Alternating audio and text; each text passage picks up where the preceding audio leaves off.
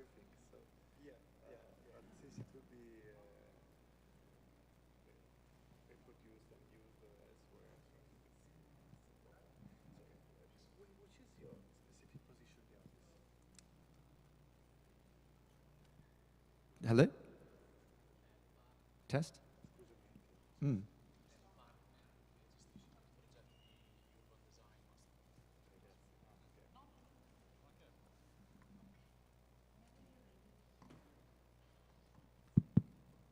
Well, so good afternoon, and it's a pleasure to be here with Daryl Chen, who is one of the partners of Hawkins Brown and mainly on urban master planning and landscape. And you know,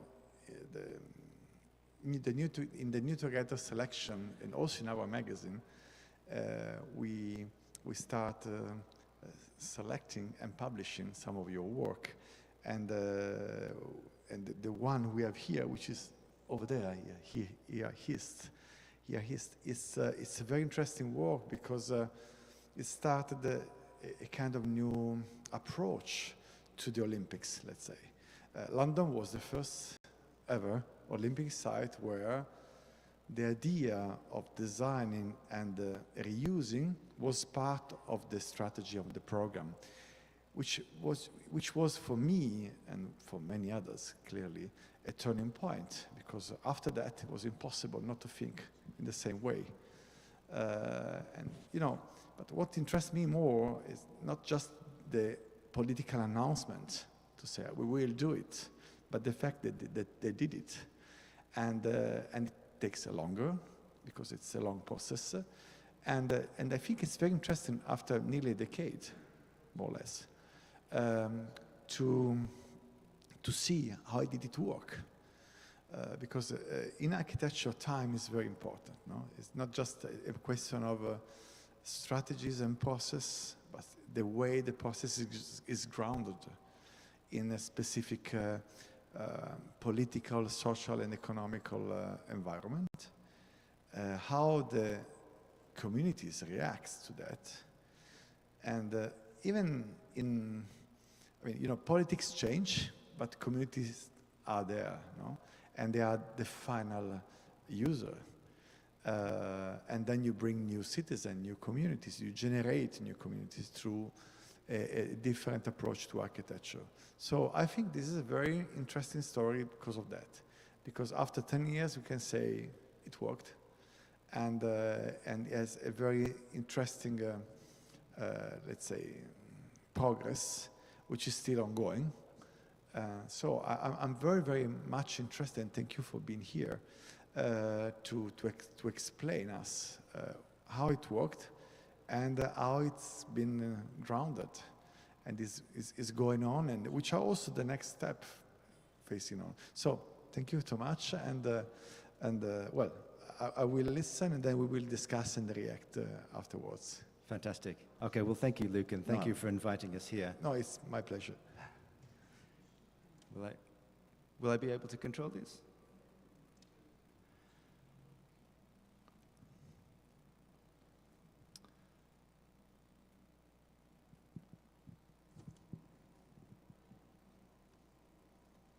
It's a little bit slow.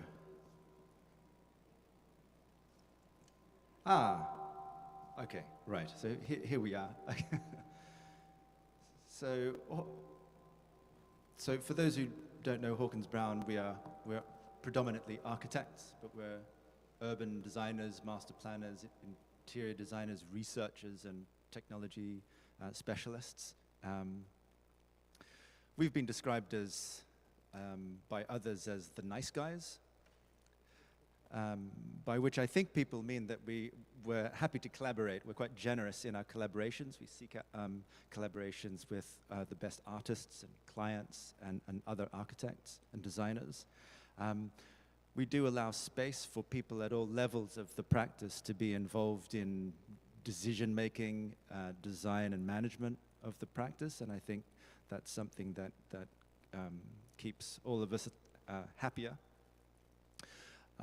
But I think mostly we have a concern for the way that buildings are occupied and this idea of the social value being almost the highest value there is to us using our clients' money. Because all money has to be justified, but the way that people will use it and be happy and be inspired by it is our ultimate aim. So, okay, if that makes us the nice guys, then we're certainly not doing it for the satisfaction of our own egos. I think the success of the practice is based largely upon that. So we're talking about a place in London today, which is Stratford, that dot in the top right, as the location that was selected for the London 2012 Olympics. And there was a narrative about how to create something that will change the geography of London in very many ways to equal the fortunes of the east side of London as compared to the west. The west having the royal parks, Westminster, and a lot of historic, wealthy neighborhoods that have been established over the time. The East End is the diaspora, the people who have more recently arrived, and places of industry. And Stratford, particularly around what is now the Queen Elizabeth Olympic Park, was a place of huge infrastructure, brownfield, former industrial land. And so this idea of kind of rebalancing London was huge. Stratford has a natural kind of advantage in terms of its geography, connected easily to the center of London, the second financial center at Canary Wharf, and actually being en route to Europe via the Eurostar. These make it having a kind of the ingredients for a special place, even if it was still latent with opportunity because of its infrastructure and brownfield nature. But as you say, the ambition was not just to provide a home for the Olympics, but to provide a new kind of urban district that would survive the Olympics and thrive for something that goes for decades and if not centuries afterwards, as London has always evolved in its kind of agglomeration of villages and agglomeration of talent and wealth. So the London Legacy Development Corporation was formed. This was in a way, a borrowing of area from 3 London boroughs to create a new political entity.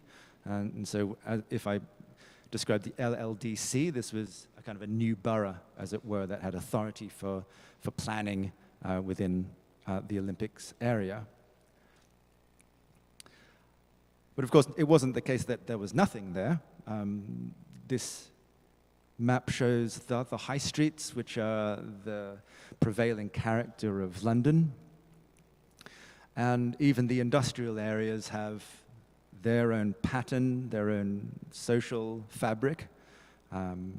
The ecological value of the streams, the marshes, and all of this is actually to be overlaid over time with new infrastructure and the new developments that would form part of the master plan. So this is what was called the Legacy Master Plan, and it's not our master plan.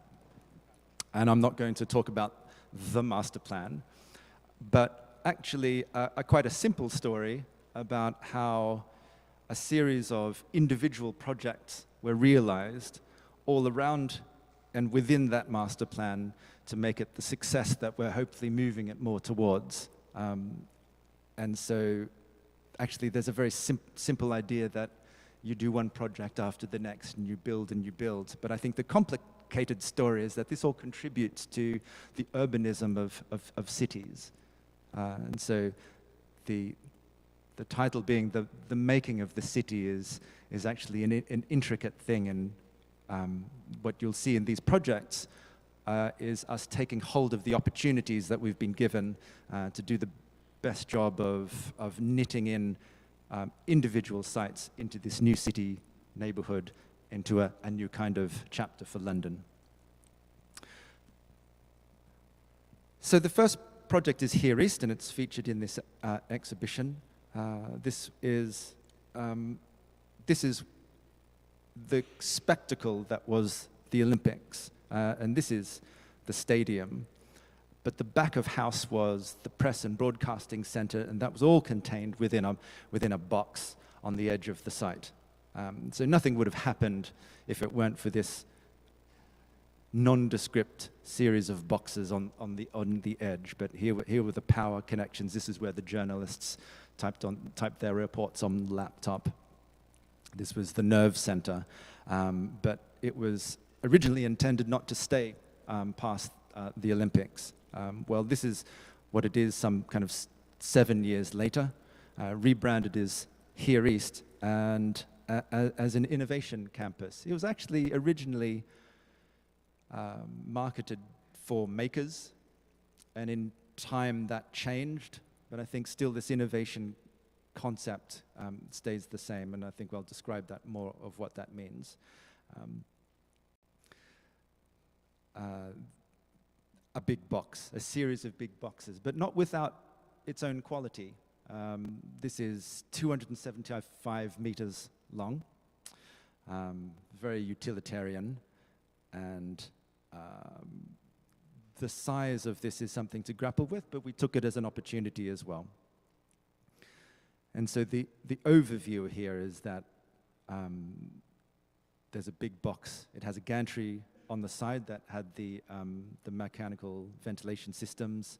There was a smaller building along the canal side, and then there was a theater in the center.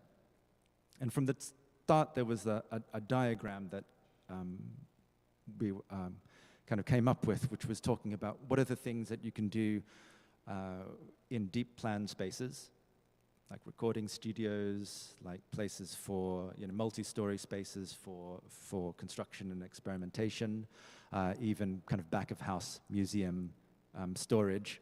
What are things that you can do on the edge? Well, actually, that's quite a lot easier because that has exposure to the light.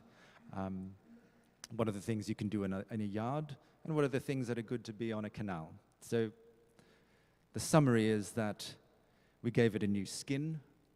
We treated the external face and the facades of the building with a new kind of dot matrix panel that refers to dazzle ships, a kind of camouflage that was used in the Second World War.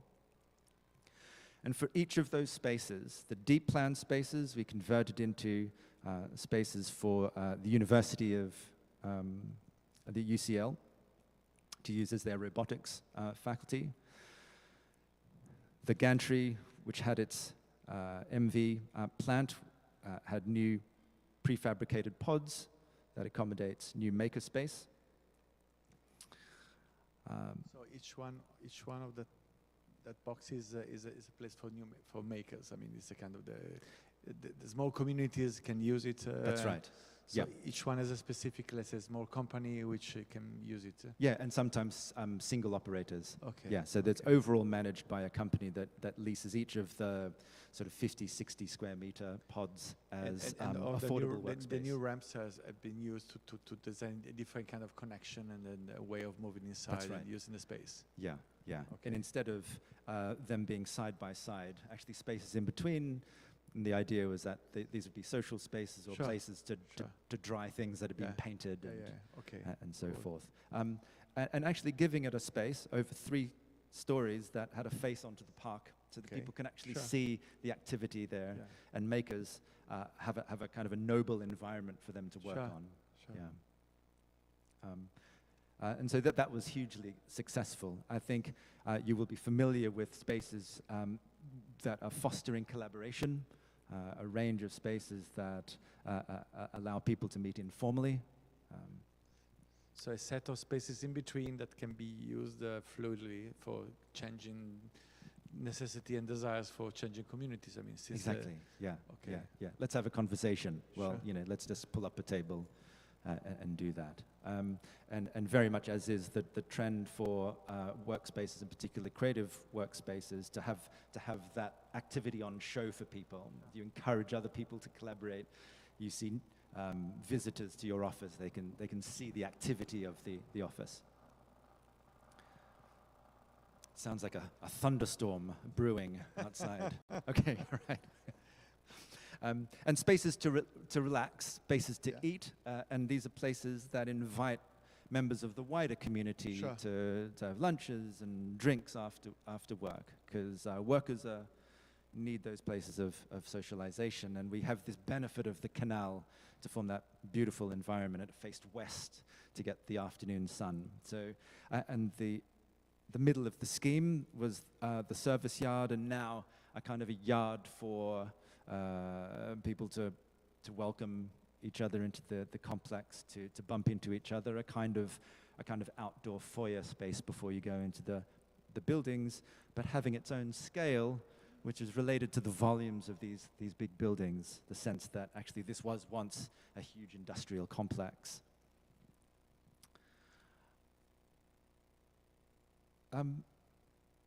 So the second set of projects is in an area called Hackney Wick and Fish Island, and it's no coincidence that this is next to the Innovation Campus, because there's a very strong relationship between the kind of making an artistic community that existed and still exists there, and the kind of new enterprise that's being encouraged at Here East. So this is an area of Victorian warehouses of 2 to 3 stories. It should be quite familiar to many cities around the world that had this kind of industrial fabric very close into their city centers. But a whole area where huge innovations in the Victoria era were founded, and quite well located along the canal for the transportation of goods. And what the LLDC put in place was a planning framework that sought to do 2 things. It was to densify the area and allow more people to live, but to retain the same amount of workspace, and workspace for industrial or lighter industrial uses. And what they did was to prescribe in much more certain terms what the kinds of typologies that they would see coming forward in order to facilitate light industrial and workspaces with residential, all mixed together on a block-to-block basis. Essentially, they set out a 6-story datum across the site, rules about respecting street lines, and for every plot to have workspace and residential on it. And as a result, through more than half a dozen different developers and different architects working out, is actually quite a coherent neighborhood through a strong planning framework and the management of that. So anyway, you provide master planning and the kind of overall strategy, then each investors in each developers as his own designer working inside a plot, more or less. That's right. Yeah. So this is actually a successful example of a design guide, which has quite a lot of prescription in it, but everyone signed up to, and it was viable for developers to do. So you'll get the pattern after you see a few of these, that they all start to blend in together. This is one of our projects, which is residential on the right, office on the left. Another project that has workspace at the ground, and another one which which I think is on site, again having workspace at the ground and apartments above, and all of them kind of playing with the language of brick detailing, just quite robust detailing, respecting street lines, and activating frontages. Quite sensible rules, just executed, and enough for architects to get their teeth into.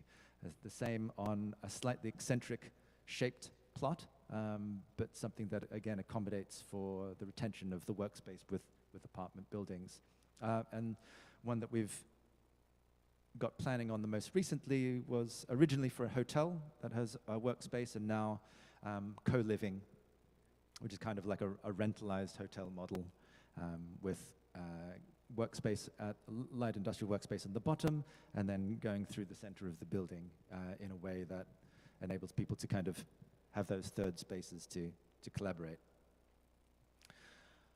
A completely different set of research, which was commissioned by a different client, looked into the value that creative spaces make on overall residential house prices in that area. And we looked exactly and Hackney Wick was one of our case study locations. This was not uncontroversial because this is what we know to be as gentrification, right? You redevelop places and the house prices go up. Yeah. Yeah. The Creative Land Trust are an organization that wants to preserve creative studios in cities, and they sponsored this research as a way of encouraging developers to retain creative space in their new developments. Okay, so I'm very interested about this because I never heard about this kind of this kind of specific trust. So Creative Land Trust is in a way, let's say, supporting, sponsoring the fact that if you still keep in an area where gentrification is strong because of the new investment, if you keep something different with a different kind of also land value, yes, this will enrich the area instead of impoverishing it. Exactly. Yeah. And yeah. Which are the arguments? I mean, apart of the good sentiment, let's say, which are also economical. I mean, I'm very interested because it's a very interesting approach, which in an area conceived as a place of a strong, aggressive capitalism, let's say, it can be quite weird, no? How does it work? I mean, is a public trust, is a foundation? I mean, which is the goal? How do they act in the city? They themselves, I believe, are a charity, and so they advocate and help to fund, kind of. But through this piece of work, they tried to say, if you put the studios in, it will add value to your new properties. And so the magic number is 4.4%. So we looked at eight creative clusters across London, and on a year-by-year basis, the house prices in that area were 4.4% greater than London at large. Wow. So it was an outperformance of the market generally. It's really impressive. In Hackney Wick, it was 8%.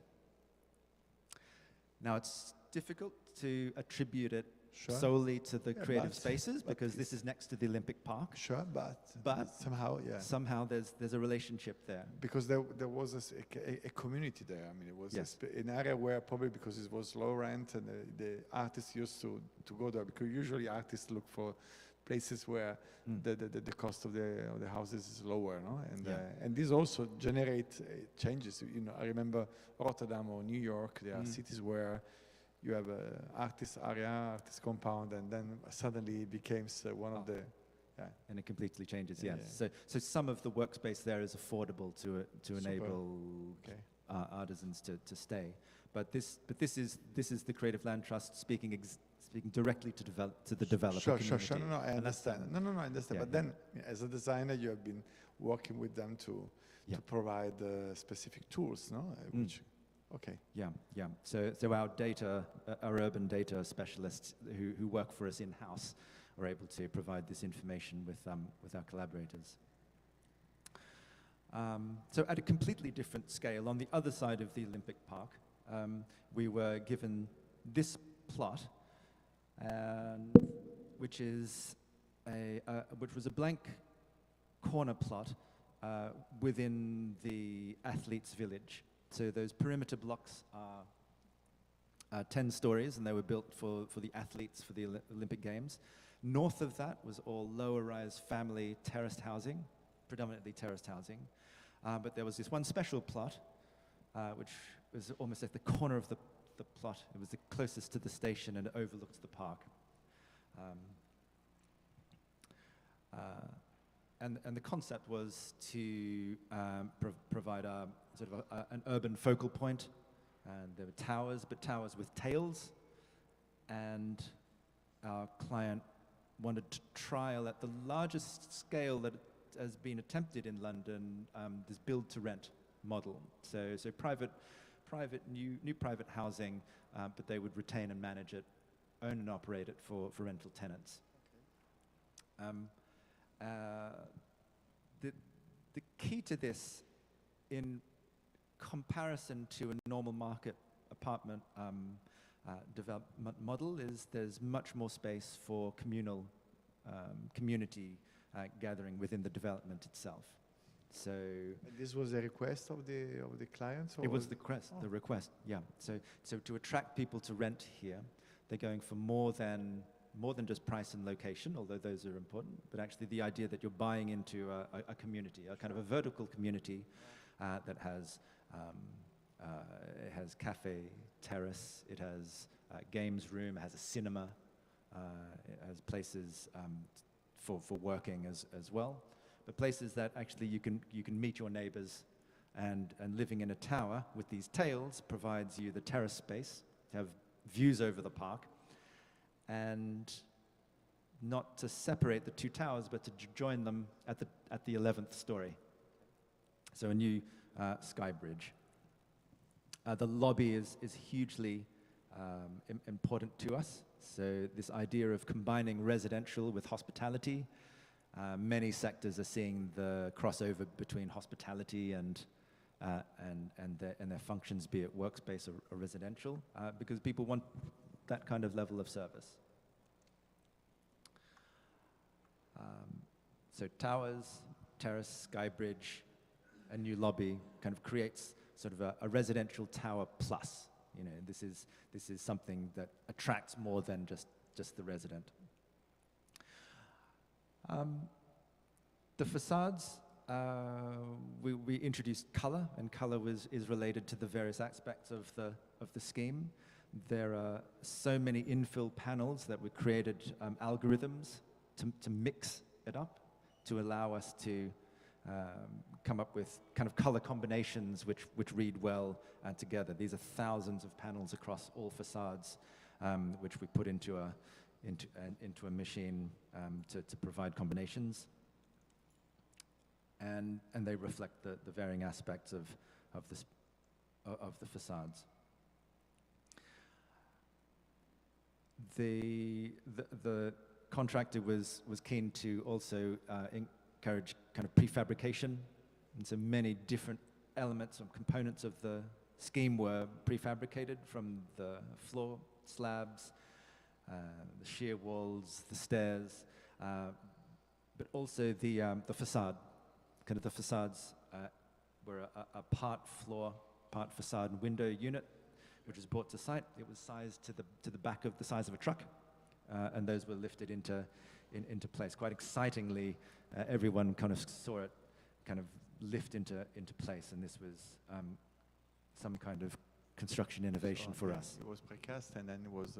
Yeah, so it was totally kind of assembled in factories, and then brought and assembled quite quickly. I think the floors were going up, I think, one every few days. It's a way to work with timing in a completely different way in terms of production and assemblage and timing of construction. In a way that maybe they do it a lot in China, but in the UK, people would sort of don't believe that you can deliver to that kind of quality in the UK, or to that. But those are all British companies now. Yes. Yeah. So we work with Mace on this. Okay. And to give an effect that there's variation, but also rhythm, and not the sense that you're just putting boxes in place. And it's all for rental. And it's all for rental. And it's all a rental product. Oh. Yeah. And this urban drama of a bridge connecting those towers, and those kinds of spaces to But lounge. looking at your drawings, the part till let's say the horizontal bridge is mostly public, and the upper part is more residential, isn't it? Or? Yeah, public, kind of public it's the communal area for the residents. Okay. Yeah. Okay. Yeah. And here it is with the So let's say until here is more with this, you have walk-ins area and social, and this is more residential or is more complex? all of the tower is residential except for that sky. Okay, that so sky bridge, yeah, that okay, level. okay, so this Yeah. sky, okay. And this is the approach that you get from the station and the shopping center, and you Sure, it's the sure, almost sure. the nose of the development Yeah. area.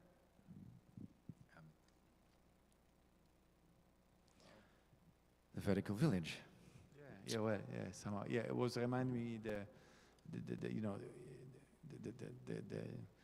the grandfather of everything is la unité d'habitation of Le Corbusier, no? Where, or Le Corbusier, you have this medium floor where you have a kind of public area and then Yes. and then you have residential all over.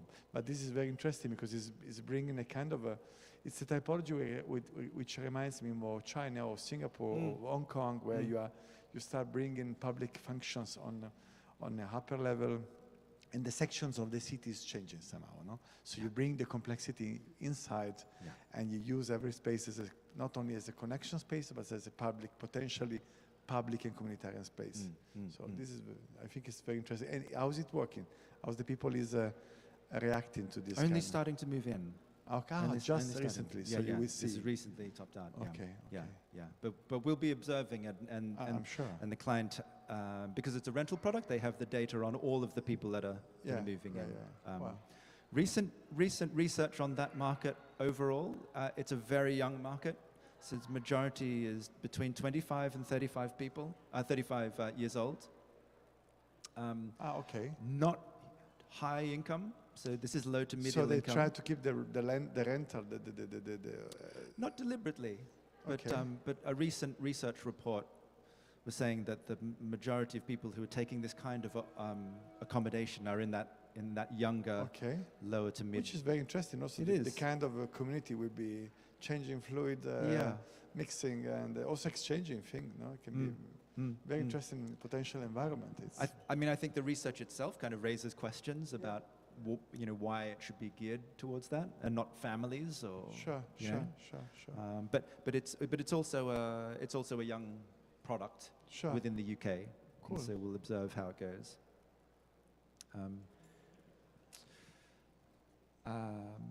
All right, so a new area needs connectivity. Absolutely. Okay, so just before the Olympic Games were complete, we were asked to extend Stratford Station in order to allow people to make the crossing over into the Olympic Park side.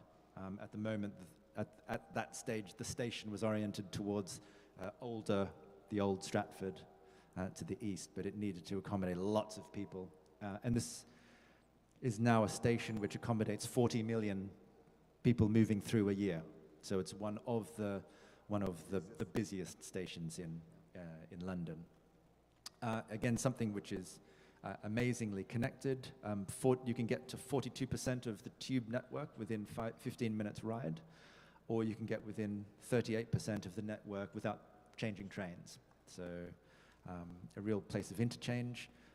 You'll see this is part of the construction, and the part that we were involved with was this building and the connection and the extension to the existing ticket halls.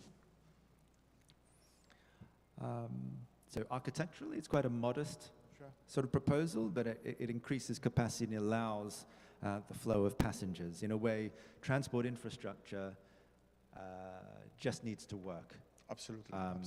If people complain, you're doing a good job. If you're doing a bad job. If people don't complain, you're doing a good job. Yeah, if they don't see it, it means that it works. Exactly. But we sought to bring a color palette for the first time to TfL, and so just very simple super graphics, coloring, and transparency at the platform level. Colors is also a kind of wayfinding. Yes. Okay. Yeah, that's right. And simple canopies, but to preserve the eye lines across the platforms through transparency. But when good infrastructures are also well designed, I think it's perfect, because sometimes you have good infrastructures that are really horrible. They are not designed at all. Yeah. They are just piece of engineering technique, and that's it. And it means so few energy more to generate something that is not just only a technical infrastructure, but it's a piece of the city, because infrastructure has such a huge impact. Millions of people every day, they cross through, in a way they see it. So if they are moving into a space which has a kind of quality and beauty, I mean, it provides a better quality of life every day. You know, I think so. The social impact is wider than many other places. Yes, yeah, that's right. That's right. And so, yeah, so this is a nice segue to my next section. But you see that linking piece, the new bridge, Westfield Shopping Centre, and then the Queen Elizabeth Park behind. And in a way, this is the old Stratford. This is the new kind of Stratford and infrastructure, which helps kind of connect. So do you think, is it correct to say that this area is probably one of the most important investment for the city after the Olympics? I mean, it's the area where the city is growing faster, no, than any other part of the city. Yeah, I would say. Yeah, absolutely. So Yeah, because the planning framework was in place. Yeah. It already had the connectivity. Sure. And it had, there was kind of brand awareness because everyone knew the Olympics were there. Yeah. There was an offer of, there's rental accommodation, like we said. There's luxury apartments, but there's also family apartments that were and affordable that were built. Workspace. I mean, the whole master plan came together. Yeah, the city was ready to grow. It was ready to go. Yeah, that's right. So we're now talking about the old part of Stratford and not just the new. And it's called a master plan, but it's actually probably more a framework. This is where we go into the realm of local politics and the necessity to bring so many people on board with your own vision, much more than design. It's probably one of those projects that's 10% design, 90% engagement in politics, right? And I mean, it should be said that Stratford is a local centre for the borough of Newham. And so these are connections between local centres that has nothing to do with the Olympics. It has nothing to do with international travel or international business or getting on the Eurostar. But it is teenagers going to Westfield after school. It's local business people who are setting up their businesses. It's people with new enterprises and people who have communities in the area. Places that already have rich ecology of economy on high streets. The kind of mix of independent stores, catering to local ethnic and markets. And I say the engagement that is involved with bringing forward any kind of vision or intervention into an existing town centre is about talking with people who represent every kind of person. Here are all of the business operators, local flower stand operator to new people who have started a bar. We had a panel of residents. There was a panel of business owners, and just to go through that very slow but very essential task of asking people what they think and what their aspirations are for the area. They may not give you the design answer because that's actually still within the realm of the experts, but they have the communication lines are open for them to have some agency in the process. And so a process which went for, that started back in March 2020 and was still getting polished off, I think as late as last year. It takes years to bring forward things which are actually quite simple, but again, it needs buy-in. So linking together places of education and work and innovation and culture, just kind of the identification of places which might contribute to kind of new industries and new creative sectors. And on the right, a framework about improving the public realm and to provide to understand where natural nodes are, natural places of activity, and where better connections and better public realm need to occur. So these are kind of a framework, almost a brief for a future project to realize the ambition to refurbish the town hall and make it a community asset for functions, very much like this place, to improve crossings and connections to make them safer and more attractive, and early plans to realize some of the council's own assets within the city centre. This is the old shopping centre, and to somehow retain its local economies, but also upgrade it so that it works more for the community and adds value. And boom. So I'm sure you've seen a lot of these kinds of documents that, you know, we do many of these, but for people who live here, this is the only one that matters to them. So we have to make this as important as anything else that we do. It's the place where they live. So that's the place where they live and work. I mean, so you were asking about, you know, who lives in these places, and I think the demographics of a new area are really important. We were asked to do some research on POE, post-occupancy evaluation, on a development that we didn't do. So I mentioned the family housing. This is an area, so this is an area of, which is behind the 10-story perimeter blocks. This is sort of low to mid-rise apartments and terrace houses. And it was majority family accommodation and 35% affordable. So 260 homes, 75% of them were 3-bedroom or above, and 35% affordable. And this is something that the local authority really led on, because a developer's never going to provide that many family homes in a development. But so our assessment was, were they happy? People have already moved in there, they've been there for several years. Are they happy, and how is the environmental performance of their homes? So you can see those lower blocks.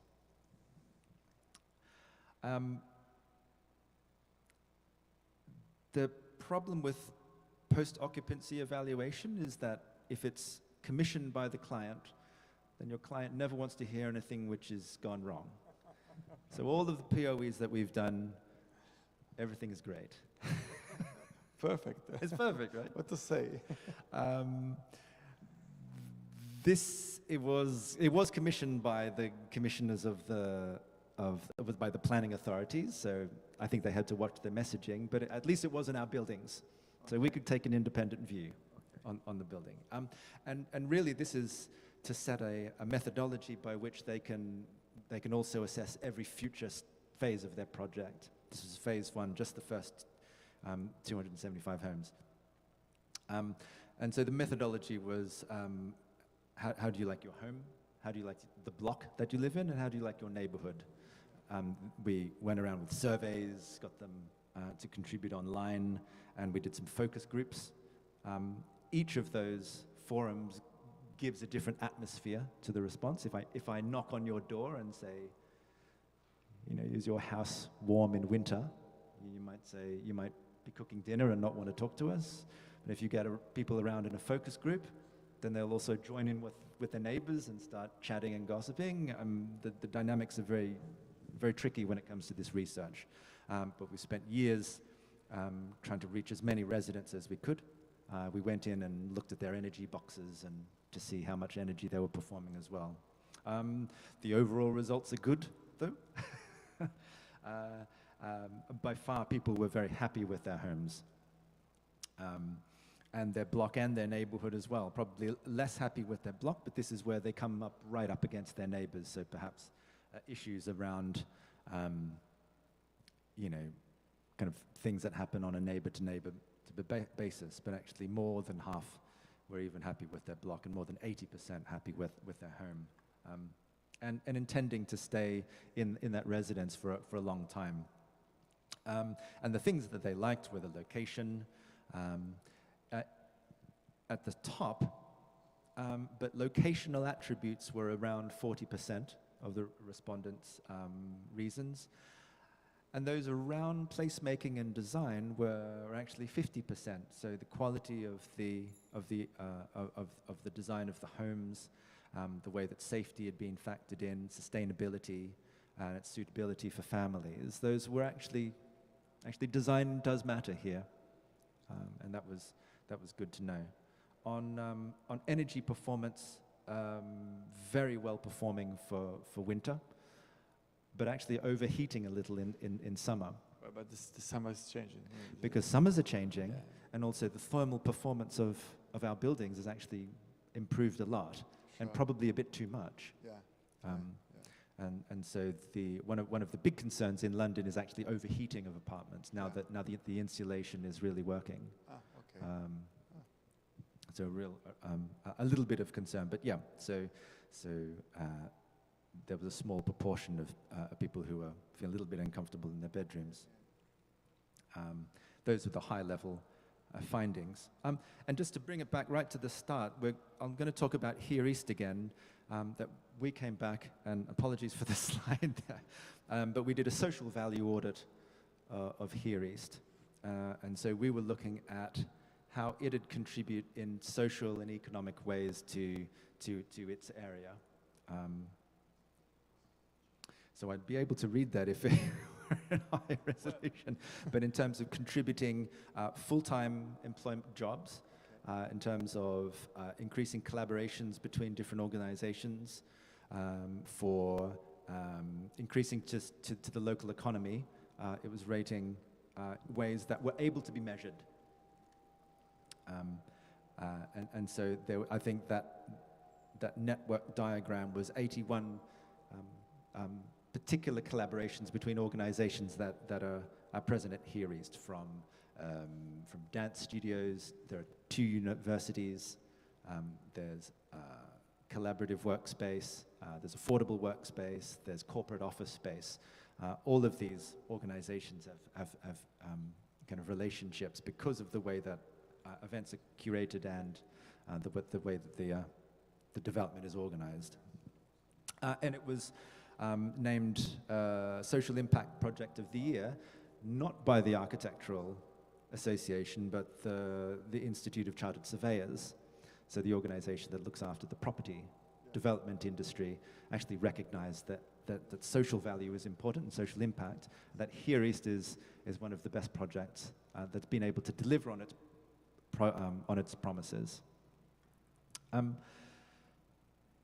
So I think overall this is the story of how different individual projects go to that contribution of that city district, and how city making is a task of many different types of project And to realize the vision. Yeah, it's quite impressive because all of them are so different, and in a way they are all interpreting a changing way of considering the city, not as a whole, as an impact place, but a compact place, but as a fragmented place where differences generate richness and the quality of the community life. And so, as you said at the beginning, your friendly impact, we are the good ones, means that you are able to listen and to provide tools that are related to a changing world, which is asking something not as on only one way, but it's good for that place, that community, that time, providing a quality, sustainable let's say attitude, which for me sustainable doesn't mean only technical performances, but mainly social performances and quality of life, a diffuse quality of life, and this way I think it's the most gentle way you can approach to a city like London or like a big metropolis today. No, what do you think? Absolutely. I mean, I see all of these projects and I know that they're ours, but they don't have the mark of our authorship, and I think the success is that they become embedded in their own places with their own people, and as a set, they are the multifaceted part of Stratford in the Olympic Park. But don't you think that authorship can be on the opposite? Not just I'm living in a brand, but authorship means living in a place where I live well. So this is possibly a new way of looking to authorship, no? I mean, instead of branding everything, so you live in the architect's home, you live in a place which good designers have provided you to live perfectly, which is different. So this is the real authorship to me. Yeah, yeah, ownership. Or ownership. That you, Well, the author is a kind of civil servant, no? It's a person who's providing a quality with the vision, which allow people to live in a better way.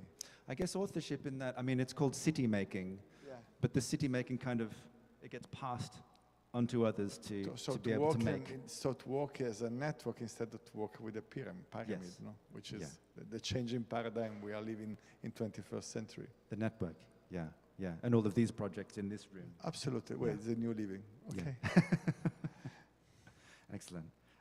So this is our vision for, you know, call it the social city, the new together. Sure.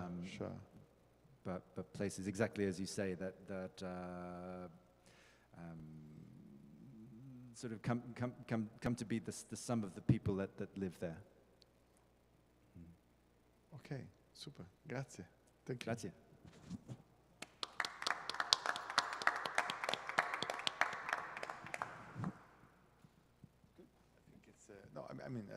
I think that you provide a very interesting tool of conceptual and methodological tools of design the city, which I think is more important than looking for a style, looking for a specific form, which is sometimes the discussion within architects coming from the past century, let's say, that are looking for a style instead of a way of thinking to the city. Yes. And I think that today, which is much more urgent to reimagine a different way to work with the existence, no? Because I feel that in the next decades, we will build new less and less, and we will reuse more and more. So let's say the real capacity of generating visions is provided by the dialogue with the place, which is much more complicated, because place is not only the buildings, but it's the communities, desires, and or the fears. And the city like London is an incredible laboratory for the future, don't you think so? Yeah. Yeah, it is. It is. I should say we also do master planning, though. Okay. And I guess and I haven't shown any master planning No, I can work imagine. here. But the task with master planning is also to acknowledge that new dynamic, and to not kind of provide a single aesthetic vision for a whole place necessarily, because actually, what are the new master planning tools that enable kind of that diversity to kind of flourish? So let's say your office is mainly working in England, or you are which are the hot spot you're working on? I mean, which are the most interesting? I know you are huge. You are big. You are a big office. So I saw that the first image was how many people you have in the office? We're just shy of 300. Okay, so Yes, which means that you are plenty of work. Plenty of work and plenty of mouths to feed. But I mean, we're London-based, and most of us are in London. Is London, okay. And the majority which of is absorbing most of your work, which is a lot of it. Okay. And then the southeast around Cambridge, Oxford. Yeah, because I saw and some the Cambridge southeast. and Oxford beautiful buildings. Yeah. And then in the UK generally. Okay, so and offices in Manchester, Edinburgh, and also in Ireland. So we are looking forward to that you bring your knowledge also in Europe instead of just only in England. Well, yeah. Well, London is the laboratory for the future of the future of Europe. Of Europe, yeah, hopefully, yes. Yeah, sure. Well, the discussion between London and Europe can be very risky, let's say. But I agree with you. I mean, London has been in the last 3 centuries one of the most important urban laboratory for our future. So the fact that we could see in London such very interesting experimentation, social and design experimentation, I think it's very interesting. Also, it's a matter also of because in the last years, I mean, what arrives in Europe is London is growing too fast, and the investors are too wild, and the quality of space isn't always at that level. Yeah. But what I see now today gives me a different points of view, which I really like, which I think can be very interesting. Yeah, yeah. I mean, I think it's a two-way exchange as well. I mean, often, throughout London's history, we've imported models. Sure. From Regent Street from Paris and Absolutely. the Docklands from other places in Europe. But I think it enters a very tough environment in London. So legislatively, it's quite difficult to negotiate in terms of development and extracting value from developments is very tough environment. So in a way, we're not generating the ideas, but we're certainly testing them. No. Yeah. Well, we finally decided that each project can't be universal, but it's a project for that place with a specific kind of approach. Then we can use the methodology and be applied elsewhere with a specific attention to the place itself. Yeah, we hope to do it in more places. Well, good luck for. Okay, grazie.